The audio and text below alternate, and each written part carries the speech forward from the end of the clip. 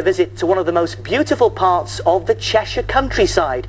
For years, Cholmondeley Castle in Malpas has been a picture of peace and tranquility, but very soon it will echo to the sounds of racing cars, power boats and helicopters. Yes, Lord Cholmondeley is staging his very own pageant of power. Chris Hall has the story. It may seem the most tranquil of summertime destinations, but soon the air here will be thick with the smell of petrol and burning rubber.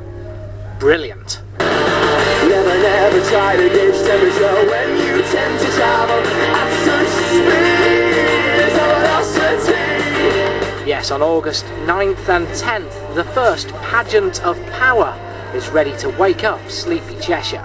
Well, there are boating lakes and there are power boating lakes. During the pageant, you'll be able to see machines that can go from 0 to 100 miles per hour in less than 3.5 seconds, while just yards away, cars and bikes will reach speeds of up to 160 miles per hour on a piece of road barely wide enough for a double buggy. It was estimated at £250 million, £250 million worth of cars and vintage motorcycles. The earliest car dates back to, I think, it's 1897, which is the oldest Daimler in existence. Right through the decades, we've got Alfa Romeos, Bugattis, Bentleys. And no one's more revved up for the event than Lord Cholmondeley himself. He's even letting petrol heads camp out on his estate for free. But then motorsport is in his blood. Yeah, certainly Lord Cholmondeley's grandfather was really keen, and his grandmother too, and they were keen racers between the wars in particular, and had a fabulous array of Alfa Romeos and Bugattis and things, and so I think it won't take much to get the current Lord Cholmondeley behind the wheel. But for a new racetrack to be safe, they need someone to work out where the cars are most likely to crash. Sadly, that's where I come in. Actually, what we've got here is the ultimate in safety requirements, but that was about 600 years ago, but it should still work okay. Is that all right for you?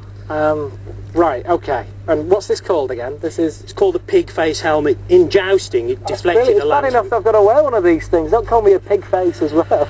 The dream is to make this an annual and international attraction. This first event should put them on track.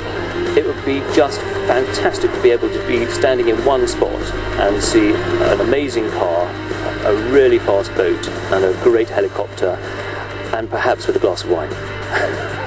Chris Hall, Granada reports, Cholmondeley. Yes, there goes Chris in his pig face helmet. I've been calling him that for years, and at last somebody agreed. Joe, you've been nasty to your little brother.